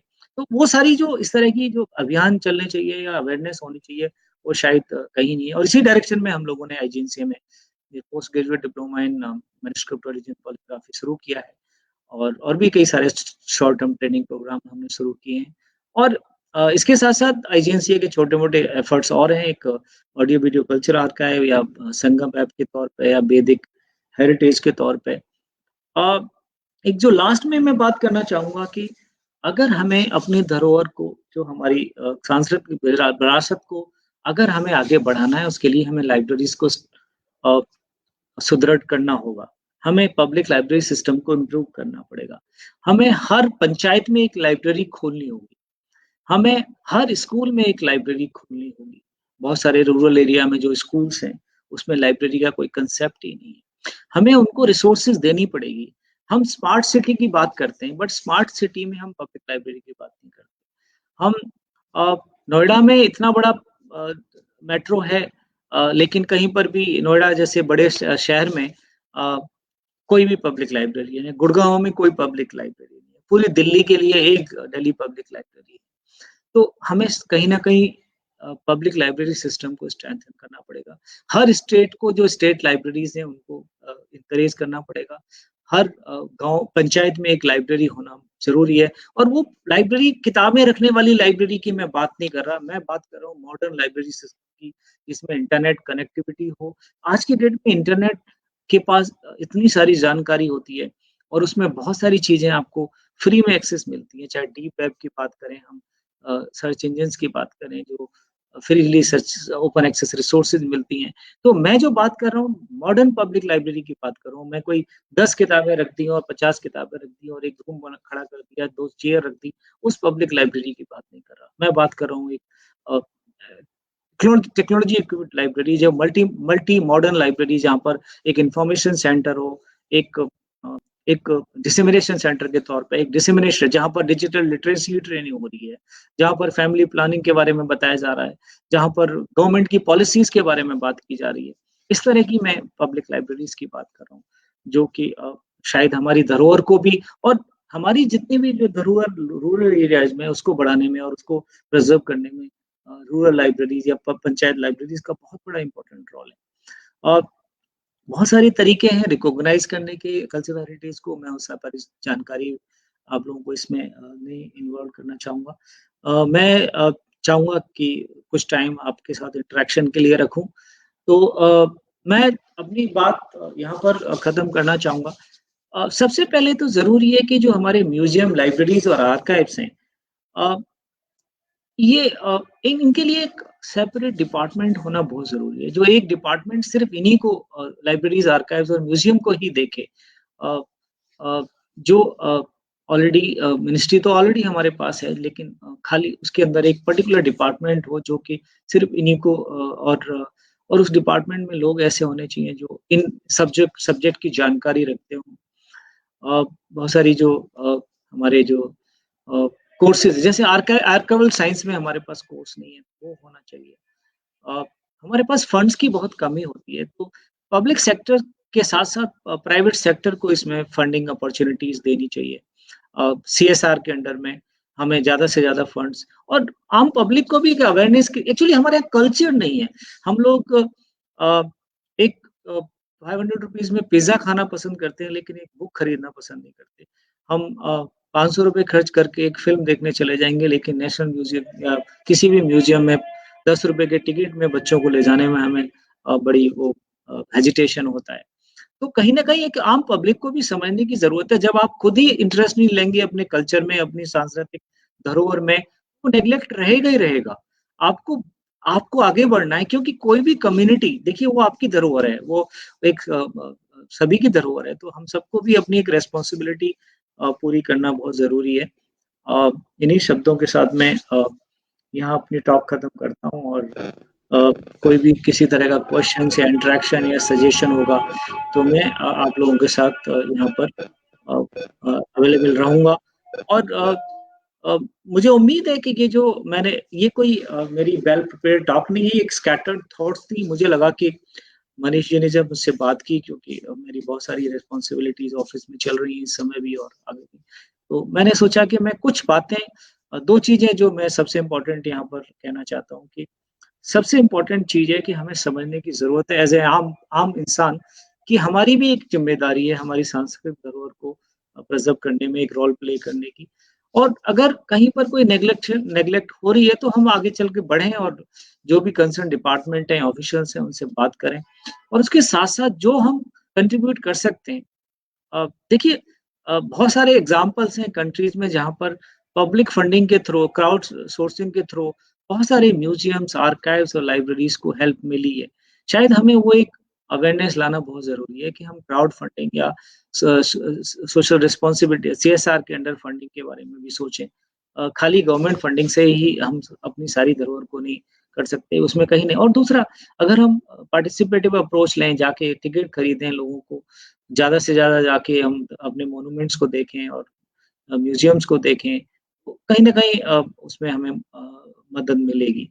तो I think in scattered thought के साथ मैं अपना ये जो स्क्रीन यहाँ से स्टॉप शेयर करके मैं आपको सामने अभी प्लेटफ़ॉर्म पे आता हूँ। अगर कोई क्वेश्चन है या कोई इंटरेक्शन है या कोई सजेशन है, I will be happy to take. Difficult जी, होता है बहुत-बहुत थोड़ा-सा। धन्यवाद। जी, बहुत-बहुत धन्यवाद। बहुत ही सुंदर शब्दों में अपने विचार रखा आपने। आपने बहुत ज्ञानवर्धक जानकारी दी, हर प्रकार के बारे में आपने जानकारी दिया है और मुझे लगता है हर पहलुओं को आपने छुआ है, बहुत विस्तृत रूप से। इतना समय तो नहीं था आपके पास, 1 घंटे का समय मतलब 45-50 मिनट था। तो आपने कई सारी चीज़ों को बोला कि हम पिज़्ज़ा, बर्गर खा लेते हैं, है ना? लेकिन एक बुक खरीदना पसंद नहीं करते हैं। तो इस पे ना मतलब जो अभी का युवा है या जो भी है, उनको ध्यान देना चाहिए कि हम ना ऐसा टारगेट बनाएँ कि महीने में हम 1 बुक खरीदेंगे या 6 महीने में 1 बुक खरीदेंगे। तो इस प्रकार की जब बुक रहेगा धीरे-धीरे हम पढ़ना भी शुरू करेंगे। एक आपने बोला क्या कि एक कि आर्कियो मतलब आर्काइव के अंदर में जाकर के एक लोगों ने पुराने लैंग्वेज को सीख करके और उस पे फिर एक नया लैंग्वेज तैयार किया। तो ये बहुत बड़ी बात है। एक्चुअली क्या है, आपने जैसे कई सारी चीज़ों को ज़िक्र वो किया कि ऑडियो वीडियो को हमें स्टोर करना चाहिए डेटा के माध्यम से, चाहे वो एनालॉग माध्यम से हो चाहे डिजिटल। डिजिटलाइज़ ज़्यादा है। अगर एनालॉग भी है तो थोड़ा डिफ़िकल्ट है, लेकिन डिजिटल में भी थोड़ा लेकिन डिजिटल क्या है डेटा लाइफ़ टाइम तो मतलब एक लॉन्ग पीरियड तक रहता है डिजिटल डेटा। तो अगर डिजिटल डेटा हमारे पास रहेगा तो हम पुरानी चीज़ों को देख पाएँगे। दूसरी बात ये है कि जो आज के डेट में हम कुछ जानना सीखना चाहते हैं ना, तो हमें लगता है कि गूगल जो बता रहा है वही परफेक्ट है, हमें ऐसा लगता है। और जो हमने डाल दिया गलत सही उसी चीज़ों को हम देख करके और उसी को मान लेते हैं। अगर हमें रामायण के बारे में जानना है या हमें किसी के बारे में जानना है राजा महाराजा कौन थे, तो उसपे एक मूवी बन जाता है ना? अब मूवी लोग अपने प्रकार की अपनी मानसिकता के अकॉर्डिंग बना देते हैं, है ना? तो जब हमें जानना होता है तो हम सोचते हैं कि चलो जी किसी का जीवन, अगर हमें प्रोफेसर रमेश चंद्र गौड़ जी का जीवन जानना है तो हमें उनके पास जाना पड़ेगा, हम उनकी गहराइयों को जानना पड़ेगा, तब हम उनके जीवन के बारे में कुछ लिख पाएँगे। लेकिन हम सोचेंगे कि हम 10 मिनट के या आधा घंटा के वीडियो में उनके जीवन चरित्र के बारे में बता सकते हैं, तो ये कभी संभव नहीं है। तो उसी प्रकार से आज के डेट में जो युवा है ना, इसी प्रकार की चीज़ों से भटका है या जो भी है कि हम देखते हैं इस प्रकार की टेक्नोलॉजी को और देख कर के अपने मन में धारणा बना लेते हैं कि भैया अपने राजा ऐसे थे, ऐसे थे, ऐसे थे। तो इसलिए डेटा डिजिटल डेटा से बहुत सारे फायदे होंगे अपने को, है ना?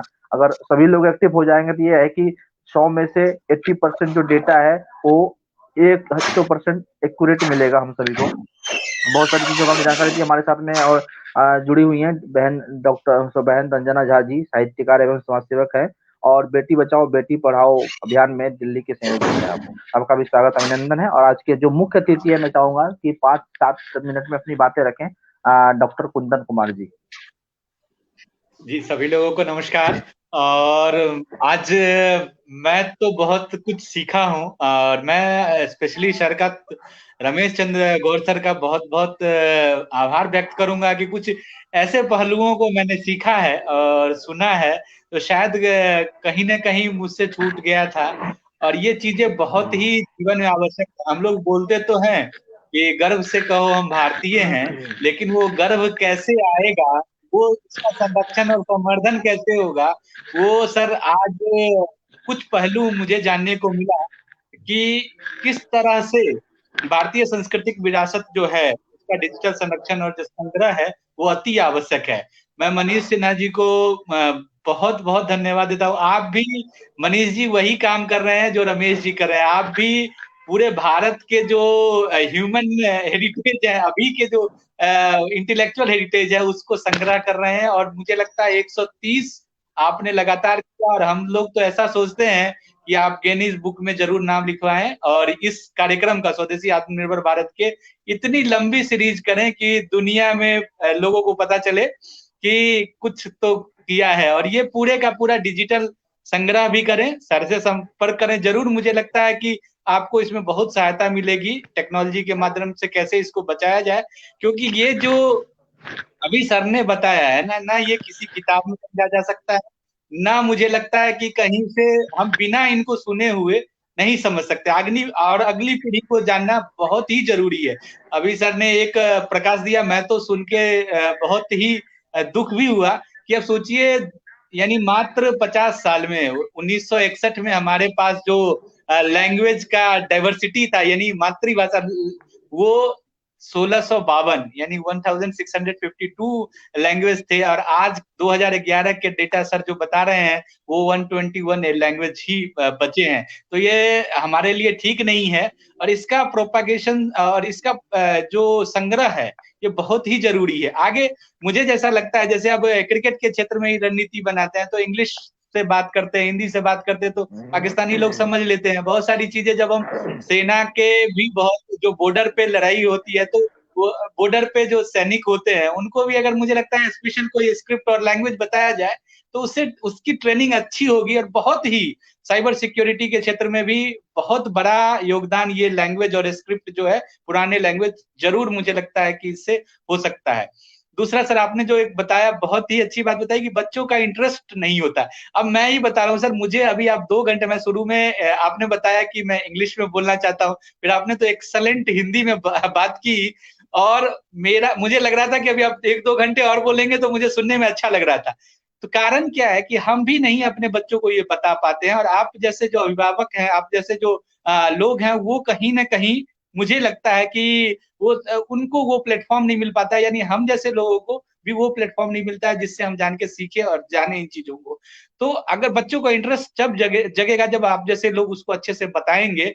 अब मुझे लैंग्वेज डाइवर्सिटी के लिए आज मैं देख रहा, मुझे लगता है कि जिस तरह से मैं कल परसों एक आर्टिकल भी लिखा था और मैंने वो कृषि के यानी जो एग्रीकल्चर डाइवर्सिटी है उसके ऊपर बात की थी। आज मैं लैंग्वेज के डाइवर्सिटी को जान के, और मुझे तो लगता है कि ये बहुत ही जरूरी पहलू है। हम कैसे कहेंगे कि हम गर्व से कैसे कहेंगे हम भारतीय हैं जब हमारी इतनी बड़ी विरासत है, इसको हमें बचाए रखना बहुत ही जरूरी है। और मैं भी अपने तरफ से सभी लोगों से आग्रह करता हूं और सरकार को भी इस पे ध्यान देना चाहिए कि इसको कैसे प्रिजर्व किया जाए, कैसे इसको आगे बढ़ाया जाए, और ये सिलसिला चलता रहना चाहिए मनीष जी। और मुझे लगता है कि सर का एक और विस्तृत इस विषय पे मैं आपसे आग्रह करूंगा कि जरूर रखिए, जिसमें हम लोग दर्शक रहे और सर को सुने। ये काफी अच्छा और ये देश के लिए जरूरी चीजें हैं। हमें अपने लैंग्विस्टिक डाइवर्सिटी और जो हमारी सांस्कृतिक विरासत है उसे बचाना उतना ही जरूरी है जितना जरूरी और चीज जैव विविधता को बचाना जरूरी है, कृषि विविधता को बचाना जरूरी है, उतना भाषाओं को बचाना, इसके जो हमारी सांस्कृतिक और विरासत है उसको बचाना भी जरूरी है। और उसके लिए सर ने बहुत अच्छा सुझाव बताया है कि डिजिटल तरीके से इसको बचाया जा सकता है। मुझे लगता है कि आज का जो मेरा ये टाइम है बहुत सार्थक रहा है, और जो लोग भी सुनेंगे इसको उनको बहुत ही अच्छा लगेगा ये और आगे से हम जरूर कोशिश करेंगे कि सर अगर ये पीपीटी शेयर कर पाए तो एक लैंग्वेज हम लोग अपने बच्चों को जरूर सिखाएं, एक स्क्रिप्ट जरूर बताएं जो भी आपको पसंद है, तो जिससे कि इसकी डाइवर्सिटी भी बची रहे और कुछ लोग ज्यादा सीखे इसको और समझे। मैं आज समय कम है तो मैं तो आप लोगों को सुनने ही आया था, और मैं बहुत ही सुन के प्रफुल्लित और प्रसन्नचित हूँ कि ये इस तरह के विद्वान लोग जो हमारे बीच में हैं, इनको हमारे हम लोगों को हमेशा इस तरह के चीजों में पार्टिसिपेट करना चाहिए और इनको सुनना चाहिए और आगे इनके बताए रास्तों पे चलना भी चाहिए। जी बहुत बहुत धन्यवाद आदरणीय डॉक्टर कुंदन जी। बहुत आपने भी बहुत ही गहन बातें कर दी, छोटी और मोटी बातें कर दी, मतलब कम समय में बहुत सारी बातें की आपने। जैसे कि आपने बताया कि भाषा को बचाना बहुत जरूरी है ना। तो हमें लगता है कि जितना कि प्रत्येक दिन सूरज निकलता है, ये जितना सत्य है, उसी प्रकार से भाषा को बताना ही उतना ही जरूरी है जितना कि प्रत्येक दिन सूरज निकलता है। इसको कोई काट नहीं सकता, और भाषा को बचाना भी जरूरी है, इसको भी कोई काट नहीं सकता, इसको करना ही पड़ेगा। चाहे अब डिजिटल प्लेटफॉर्म धीरे धीरे जो भी लोग सुन रहे हैं डिजिटल प्लेटफॉर्म के माध्यम से, और एक एक करके अगर कोशिश करेंगे तो हमें लगता है कि शायद जो काम आने वाले 10-20 साल में होगा वो बहुत कम समय में हो जाने वाला है। हमारे साथ में आलोक जी जुड़े हुए हैं, विशाल जी जुड़े हुए हैं। विशाल जी को मैं लेके आता हूँ स्क्रीन पे, उनका कुछ प्रश्न है विशाल जी का। मैं कोशिश कर रहा हूँ कि एक मेरा आग्रह है मनीष जी कि सर का एक लैंग्वेज डाइवर्सिटी पे ही डिटेल प्रोग्राम कराया जाए। जी बिल्कुल कराएंगे। एक प्रश्न है,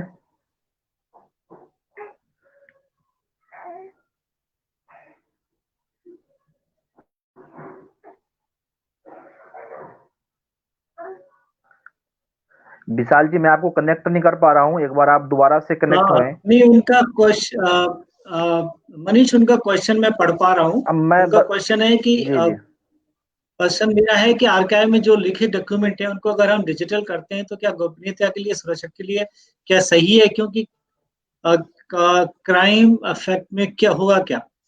देखिए, कोई भी आर्काइव होता है उसमें तरह तरह के डॉक्यूमेंट होते हैं, उनमें क्लासिफाइड डॉक्यूमेंट होते हैं, उसमें नॉन क्लासिफाइड डॉक्यूमेंट होते हैं। तो डिजिटाइज करने के लिए तो सभी को करना चाहिए, लेकिन हमारे पास टेक्नोलॉजी है कि आप रेस्ट्रिक्ट कर सकते हैं कि कौन सा डॉक्यूमेंट किसको किस लेवल तक एक्सेस मिलेगा। तो जो पब्लिक इंटरेस्ट की चीजें हैं आप उनको पब्लिक को एक्सेस दीजिए, जो सिक्योरिटी से रिलेटेड इश्यूज हैं, कॉन्फिडेंशियल डॉक्यूमेंट है, क्लासिफाइड डॉक्यूमेंट है, उनको आप उन लोगों को एक्सेस दीजिए जो उसके लिए इंटाइटल्ड है। तो डिजिटाइजेशन करने से कोई रिस्क नहीं है, क्योंकि हमारे पास टेक्नोलॉजी है जो पूरी तरह रेस्ट्रिक्टेड कर देती है कि किसको किस लेवल का एक्सेस मिलना चाहिए। और प्राइवेसी कोई इशू नहीं है, क्योंकि जो भी डॉक्यूमेंट आर्काइव में जाते हैं वो पब्लिक एक्सेस के लिए ही होते हैं। कुछ ऐसे होते हैं जो नेशनल आर्काइव में गवर्नमेंट रेस्ट्रिक्टेड डॉक्यूमेंट हो सकते हैं, बाकी जो लाइब्रेरीज आर्काइव में सब में पब्लिक एक्सेस डॉक्यूमेंट ही होते हैं। तो किसी तरह का कोई न तो कोई साइबर क्राइम का कोई डर है, ना कोई प्राइवेसी इशू है, कोई कॉन्फिडेंशियलिटी कोई इशू है ही नहीं इसमें। बहुत अच्छी तरह से हम लोग डिजिटल टेक्नोलॉजी से इसको डील कर सकते हैं। जी बहुत बहुत धन्यवाद। आपने एक और बातों का जिक्र किया था कि हमें पब्लिक लाइब्रेरी बनाना चाहिए, लेकिन उस प्रकार का नहीं जहाँ पे 10, 20, 50, 100 किताबें हों।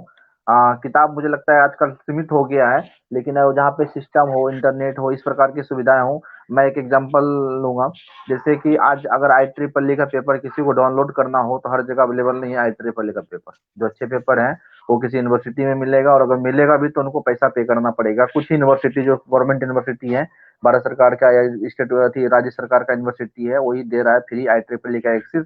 अदरवाइज आप बाहर से भी उन्हें एक्सेस नहीं कर सकते। तो कई प्रकार की है, तो पब्लिक लाइब्रेरी होना चाहिए।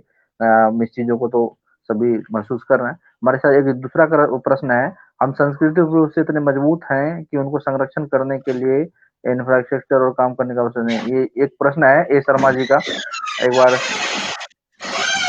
क्या जिस हाँ बोलिए मनीष। नहीं बोलिए, आप बोलिए। मेरे को पूरी तरह उनका क्वेश्चन समझ नहीं आया कि सांस्कृतिक रूप से मजबूत हैं तो हमें इसकी धरोहर को प्रिजर्व करने की आवश्यकता है, क्या कहा है उन्होंने? मतलब वो क्वेश्चन चला गया स्क्रीन से। तो हम संस्कृत रूप से इतने मजबूत हैं कि उनके संरक्षण के लिए इंफ्रास्ट्रक्चर पर ही काम करने की आवश्यकता है। बिल्कुल एक्चुअली सही बात है। विशाल इन्होंने जो बात कही, हाँ इन्होंने जो बात कही है बिल्कुल सही कही है, क्योंकि देखिए हमें कई लेवल पे काम करने की जरूरत है। जैसे कि आज अगर हमारे प्राइम मिनिस्टर ने कहा कि हम गाँव में फाइबर कनेक्टिविटी लेके जा रहे हैं, तो हम फाइबर कनेक्टिविटी ले जाके काफी बड़ा इन्वेस्टमेंट ऑलरेडी कर रहे हैं।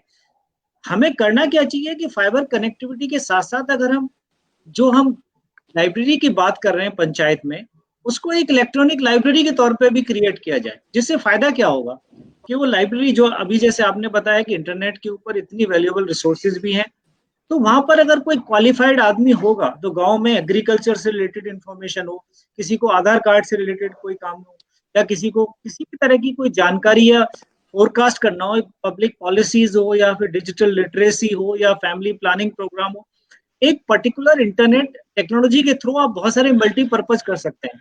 तो जब जरूरत यह है कि आपस में एक इंटीग्रेशन की, कोऑर्डिनेशन की, कहीं ना कहीं हमें यह सोचना पड़ेगा कि जो ई पंचायत और पब्लिक लाइब्रेरी सिस्टम है वो एक दूसरे से कनेक्टेड होना चाहिए, इंटीग्रेटेड होना चाहिए।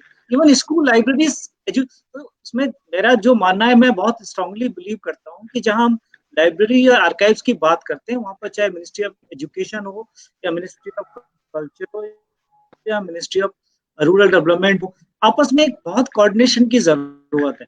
अलग से काम करने की जरूरत नहीं है। एक ही चीज को अगर आप मल्टीपर्पज से लिंक करेंगे तो आप ज्यादा सक्सेस रहेंगे। तो कहीं ना कहीं वो विजन, कहीं ना कहीं वो इंफ्रास्ट्रक्चर को शेयर करने की एक हमारी सोच होनी चाहिए, जो कि बहुत जरूरी है। हम अलग से हर चीज ना डेवलप करें। अगर जैसे मान लो मिनिस्ट्री ऑफ अर्बन डेवलपमेंट एक स्मार्ट सिटी बना रही है, तो स्मार्ट सिटी कहीं ना कहीं डिजिटल लाइब्रेरी का, एक पब्लिक लाइब्रेरी सिस्टम का ऑलरेडी प्रोविजन होना चाहिए। तो वो वहां पर मिनिस्ट्री ऑफ अर्बन डेवलपमेंट और पब्लिक लाइब्रेरी सिस्टम, चाहे वो मिनिस्ट्री ऑफ कल्चर हो, उनका एक कोऑर्डिनेशन जरूरी है कि भाई आप यहाँ पर एक स्मार्ट सिटी बना रहे हैं, we will have a good public library. और स्टेट लेवल पर भी जो स्टेट पब्लिक लाइब्रेरी डिपार्टमेंट है, बहुत सारे स्टेट हैं जो लाइब्रेरी सेस के नाम पैसा कलेक्ट करते हैं, किसी का सही मायनों में उपयोग नहीं होता हो इंफ्रास्ट्रक्चर में। जी बहुत बहुत धन्यवाद। विशाल सिंह जी, आपका स्वागत, अभिनंदन है। मुझे लगता है आपके प्रश्नों का जवाब मिल गया। अगर कोई प्रश्न हो तो आप पूछ सकते हैं, और भी कोई हो तो। जी धन्यवाद मनीष जी। सर को नमस्कार है। Sir thank you very much, आपने प्रश्न का उत्तर दिया और आपने सभी पॉइंट्स को बड़े अच्छे से रखा है। उसमें अब ज़्यादा कुछ प्रश्न था नहीं। एक जो मेरा प्रश्न वही था, classified and non classified documents जो होते हैं, तो आपने उसको बताया, बिल्कुल सही बात है। तो thank you very much sir.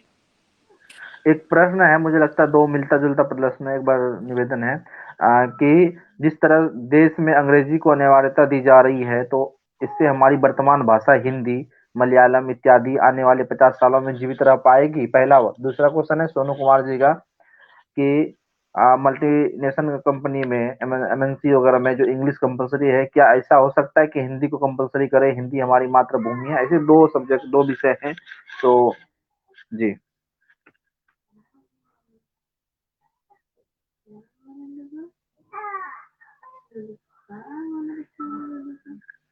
जी अब मुझे लगता है कि मैं इस प्रश्न का जो वो बीच में नहीं, मैं जवाब देता हूँ। देखिए, एक हमें सोच बदलनी पड़ेगी कि कोई भी लैंग्वेज हमारी बाकी लैंग्वेजेस को हमसे दूर कर सकती है। मैं ऐसे से आप लोगों के नाम बताऊंगा जो 12-12, 13-13 लैंग्वेजेस जानते थे। तो ये क्या मुश्किल है कि हम, ठीक है, देखिए कोई भी लैंग्वेज अगर हमारी मदर टोंग है, हमारे बचपन से हम घर में बोलते हैं, तो उसको अलग से सीखने की जरूरत क्यों पड़ती है? अगर मैं अपने घर में अपनी मातृभाषा बोलता हूँ, तो वो मुझे सीखने की जरूरत ही नहीं, वो तो मेरे माँ बाप से ही मुझे मिली है। अगर मैं उसको सस्टेन करूंगा, अगर मैं इंग्लिश में स्कूल में इंग्लिश पढ़ रहा हूँ तो उससे मेरी मदर टंग का कोई रिलेशन है ही नहीं। तो ये सोचना कि मैं इंग्लिश मीडियम स्कूल में पढ़ता हूँ तो मैं मेरी मदर टंग मातृभाषा भूल जाऊंगा, ये सरासर बेवकूफी है। क्योंकि अब जब मैं घर में पूरे दिन तो मैं अपनी मातृभाषा में बात कर रहा हूँ, तो मैं इंग्लिश मेरी मेरी मातृभाषा को कैसे वो कर सकती है। दूसरा, एक हमें कई कई हार्ड रियलिटीज को समझना पड़ेगा कि अगर हमें compete करना है ग्लोबलाइजेशन, अगर हमें जॉब अपॉर्चुनिटीज इंडिया से बाहर ढूंढनी है, तो वो उसके लिए तो इंग्लिश सीखना आपको पड़ेगा ही पड़ेगा। और इंग्लिश सीखने के साथ साथ आपकी अपनी मदर, मैं आज भी देखिए, मैं एक गांव में पैदा हुआ था, मैं सालों से दिल्ली में रहता हूँ, मैं मेरे हर ज्यादातर लेक्चर इंग्लिश में होते हैं, मैं बहुत फ्रिक्वेंटली ट्रेवल करता हूँ, लेकिन आज भी मैं वो गांव की मेरी भाषा है जो मैंने बचपन में सीखी थी, मुझे बोलने में कोई भी हेजिटेशन नहीं है। इवन मेरी 55 साल की उम्र में भी जो चीज मैंने 5 साल 10 साल की उम्र में सीखी थी, आज भी मैं उसको बखूबी बोलता हूँ, समझता हूँ, मुझे कोई हेजिटेशन नहीं, कोई प्रॉब्लम नहीं। तो ये कहीं ना कहीं हमारे परिवारों में एक जिम्मेदारी लेने की जरूरत है कि हम सिर्फ एक मल्टीलिंगुअल वर्ल्ड है, हमें सोचना पड़ेगा कि खाली एक भाषा सीखने से या एक भाषा में ही। और दूसरा भी, अगर हम मदर, जैसे अभी हमारी न्यू एजुकेशन पॉलिसी में बहुत अच्छी बात कही गई है कि हमारी जो प्राइमरी एजुकेशन है वो हमारी मातृभाषा में हो, एक बहुत अच्छा कदम है। लेकिन इसके साथ साथ हमें बहुत सारी प्रिपेयर्डनेस करनी पड़ेगी। हमें लिटरेचर कहाँ मिलता है, हमारी जो अपनी जो लैंग्वेजेस हैं उसमें सबसे बड़ी कमी तो हमारे लिटरेचर की, ऑथर्स नहीं है, राइटर्स नहीं है, उनको कहीं कहीं ना कहीं हमें तैयार करना पड़ेगा। तो मुझे, मेरा मानना यह है कि आप 2 क्या 3 लैंग्वेजेस भी सीख सकते हैं, ये आपकी अपनी सोच के ऊपर है, और अपने परिवार की जो परवरिश है उसमें आपको एक समझाने की जरूरत है कि 2 या 3 लैंग्वेजेस सीखना कोई बहुत डिफिकल्ट कार्य नहीं। जी, बहुत बहुत धन्यवाद। और कार्यक्रम अपने समाप्ति की ओर है। मैं चाहूंगा कि आज के धन्यवाद ज्ञापन के लिए रंजना झा जी को आमंत्रित करता हूँ। माइक अनम्यूट कर लीजिए एक बार। जी जी जी हाँ, नहीं आवाज आ रही है? हाँ जी, आवाज आ रही है? हाँ जी जी, नमस्कार। मैं आप लोगों को जहां से मैं सुन पाई वो तो बहुत अच्छा लगा कि आज की जो सांस्कृतिक विरासत है उसको कैसे बचाई जाए। तो उसको देखते हुए मैं, मेरे मन में जो एक थोड़ा सा, मेरे मन में भी एक प्रश्न है कि भाषा को लेकर के। तो जहां तक मेरी समझ है, भाषा को लेकर के तो मैं भी आज, जहां एक तो साहित्यकार हूं, मैं भाषा सहोदरी हिंदी में भी काम कर रही हूं, भाषा को लेकर के तो मैं कई सालों से एक लड़ाई भी लड़ रही हूं कि अपनी मातृभाषा होनी चाहिए। लेकिन कभी कहीं कहीं मेरी एक छोटी सी शिकायत रह गई।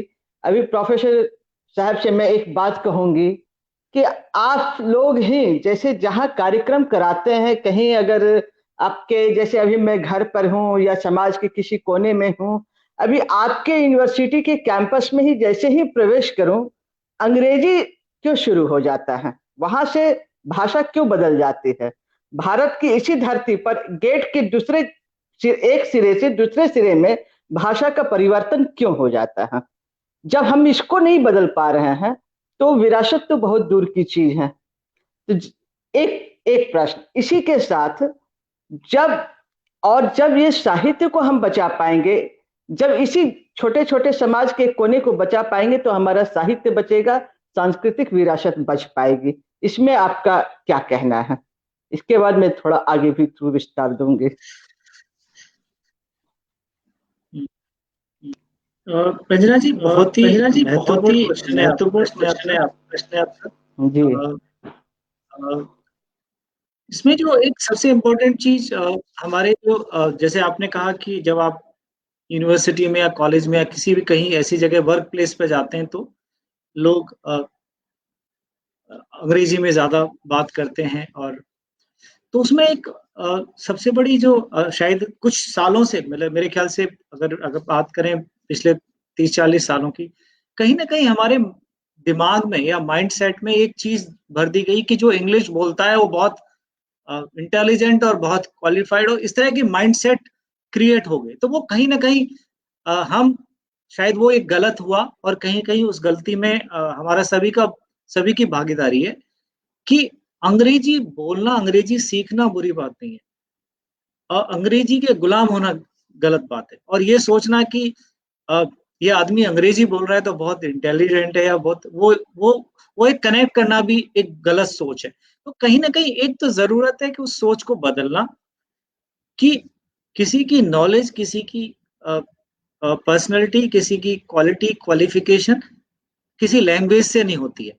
अगर गांव में वो एक हेजिटेशन है, जैसे अभी कई कई हमारे जो जैसे गांव के लोग हैं जो जिस तरीके से बात करते हैं, तो मैं आपको बताऊं, मैंने 9th क्लास में दिल्ली में एडमिशन लिया था, तो मेरा जो एक प्रोनाउंसिएशन था या कुछ था, मुझे पता है कि मैं गांव में पढ़ा और एक छोटे से गांव के स्कूल में पढ़ा था, तो वो डेफिनेटली वो लहजा था उसमें, मतलब तो मुझे पता है कि मैंने कितनी डिफिकल्टी फेस की उस माइंडसेट को झेलने में या उस माइंडसेट ले लड़ने में, कि किस तरीके से तो मैं आज उस माइंडसेट्स को जानता हूँ, समझता हूँ, इसलिए मुझे जब मैं अपने गांव के किसी भी आदमी से आज भी मिलता हूँ तो मैं उसी भाषा में बात करता हूँ जो मैं बचपन में बोलता था। तो एक तो जरूरत है कि कहीं ना कहीं हमें अपने समाज में उस नजरिया को बदलने की जरूरत है कि ये खाली लैंग्वेज ही सब कुछ नहीं है। दूसरा क्या है कि एक साथ सच्चाई भी समझनी पड़ेगी कि अगर हमें आज के समाज में जीना है, आज आगे बढ़ना है, तो कहीं ना कहीं हमें, देखिए, कम्युनिटी ही लैंग्वेज को बचा सकती है।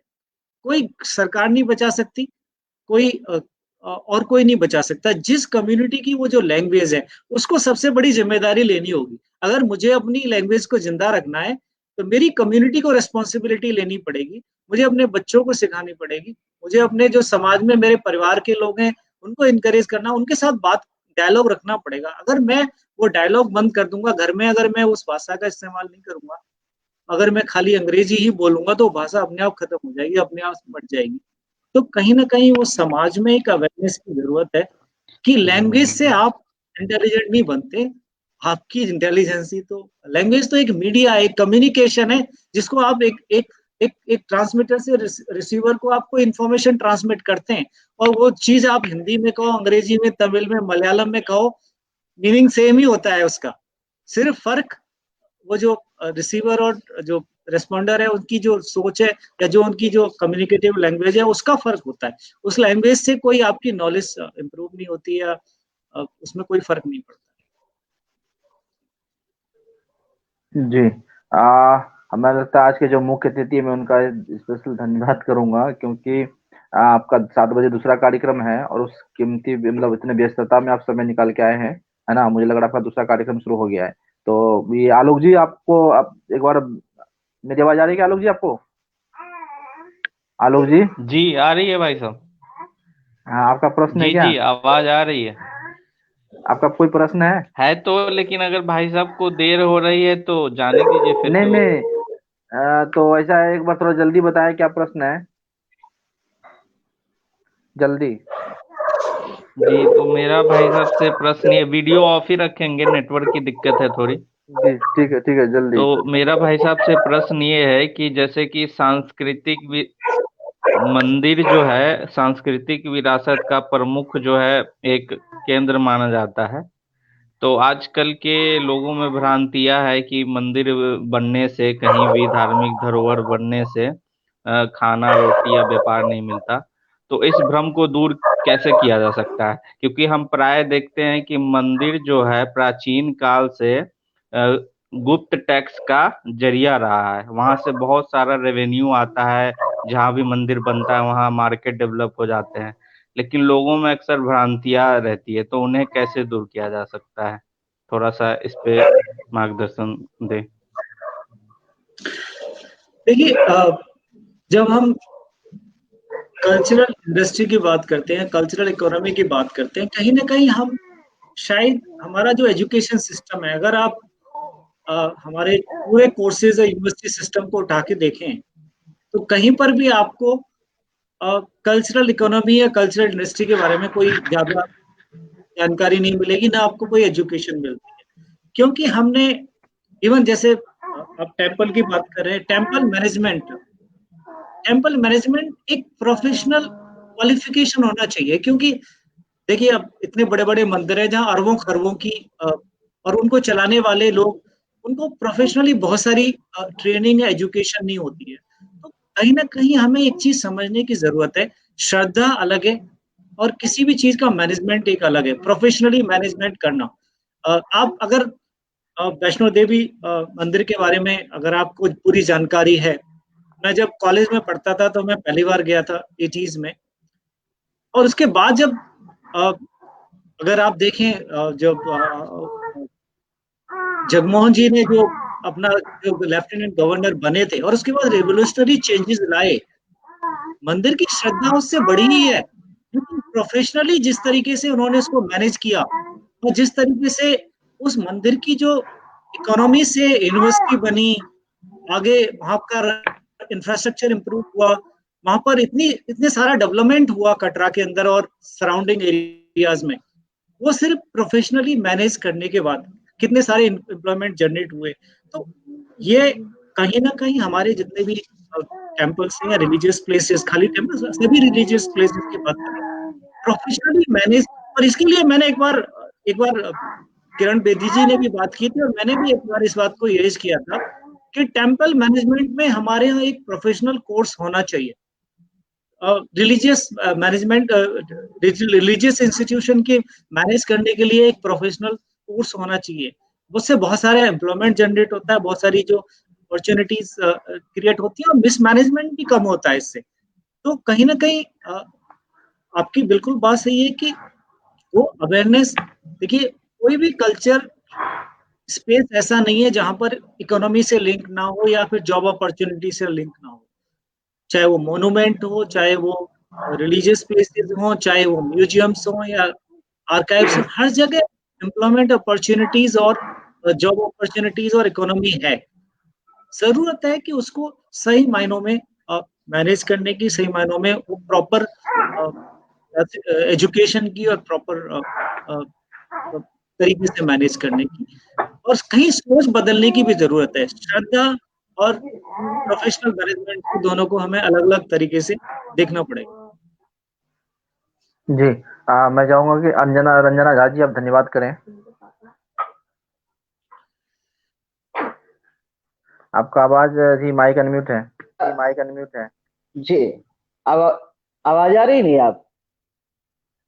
हाँ जी, हाँ जी, आवाज आ रही मनीष जी? हाँ जी, हाँ जी। मैं आज के जो प्रोफेसर साहब, कुंदन जी, विशाल जी, मनीष जी, सभी का मैं आज हार्दिक धन्यवाद देती हूँ कि जो सांस्कृतिक विरासत के बारे में जो आपने आज बहुत अच्छा ज्ञान, मार्गदर्शन भी दिया, ज्ञान भी दिया, जो पुरानी बहुत छोटी छोटी चीजें जो बारीकी से प्रोफेसर साहब जी ने आज हम लोगों को समझाया, तो अगर हम लोग उनके कहे के आधार पर हम लोग चलें तो सच ये भारत की जो सांस्कृतिक विरासत है बची रहेगी और हम लोग इसको बचा सकते हैं।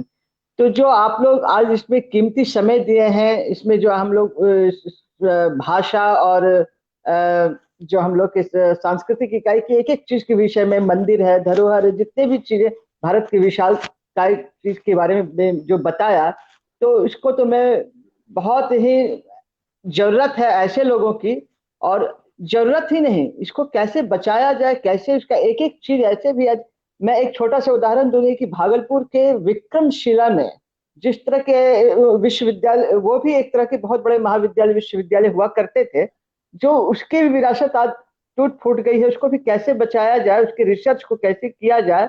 हम लोग कभी कभी जाते हैं देखने तो बड़ा दुख होता है कि कैसे इसके आज कुछ देखने वाला नहीं है। तो वहाँ की सरकार से, वहाँ के अब जो भी इसके जो बनाए जाते हैं उनके माध्यम से अगर इसको बचाने की मैं उसके लिए प्रयास करूंगी। प्रोफेसर साहब जी, एक बार जरूर आप भागलपुर की विक्रमशिला में जाएं और उसको देखें और उसका परीक्षण करें, तो आप बारीकी से जांच कर पाएंगे। अगर एक बार आप चले गए तो मैं जरूर आपका बहुत बहुत इसके लिए आभार हम व्यक्त करेंगे। तो ऐसे ही छोटे छोटे बिहार के बहुत छोटे छोटे चीजों में ऐसी चीज बनी हुई है जो इसको आज बचाने की बहुत सख्त जरूरत है। आप जैसे लोगों की उसमें जाने की और रिसर्च करने की जरूरत है। आज आप आए, भारत के विभिन्न भाषाओं के बारे में, उनके बचाव के बारे में जो बताया कि कैसे भाषा को सीखनी चाहिए, बहुत मतलब ज्ञान की चीजें दी। जो एक भाषा लोग आज अंग्रेजी की ओर पकड़ रहे हैं, नहीं, विभिन्न भाषाओं, जो अपनी मातृभाषा है वो तो बहुत जरूरी है, जो आपने आज ज्ञान दिया। ये तो इसके लिए मैं मनीष जी को भी धन्यवाद इसलिए दूंगी कि आप एक एक ऐसे विद्वान लोगों को पकड़ कर लाते हैं और इसे कार्यक्रम में शामिल करते हैं कि हम लोगों का ज्ञान जो है जरूर बहुत खुल जाता है, और जो छुपा हुआ है, जो हम लोग भूल गए उस विरासत को, वो उभर के ऐसे विद्वान लोगों के मार्फत में जो आ जाते हैं। तो एक बार ऐसे जितने भी विद्वान हैं सबको इकट्ठा करके अलग अलग विषयों पर इस तरह से जरूर हम लोगों की जानकारी का ज्ञानवर्धन करते रहें, उत्साहवर्धन देते रहें। इसके लिए बहुत बहुत धन्यवाद कि आज के कार्यक्रम में आए, और बहुत बहुत आभार व्यक्त करते हैं कि आज बहुत बारीकी और महीनी चीज आपने समझाया और आगे बढ़ाया इसको। जी जी, बहुत बहुत धन्यवाद, हृदय दिल से आभार व्यक्त करते हैं। जी धन्यवाद। मैं आज के आदरणीय वक्ता महोदय जी से निवेदन करूंगा कि शायद आगे आपका आशीर्वचन मिलेगा, क्योंकि आज के जो मुख्य अतिथि आदरणीय डॉक्टर कुंदन कुमार जी ने पहले एक बार निवेदन किया है कि ये जो व्याख्यान है भाषा पे एक बार और होना चाहिए। मुझे लगता है कि हम आगे बहुत जल्द ही इस कार्यक्रम को रखेंगे। तो और हमारे साथ में रंजना झा जी, आपका भी स्वागत, धन्यवाद। अब डिजिटल प्लेटफॉर्म पे जितने भी लोग जुड़े हैं, सुन रहे हैं, आप सभी का भी पूरे टीम की ओर से दिल की गहराइयों से धन्यवाद। बहुत बहुत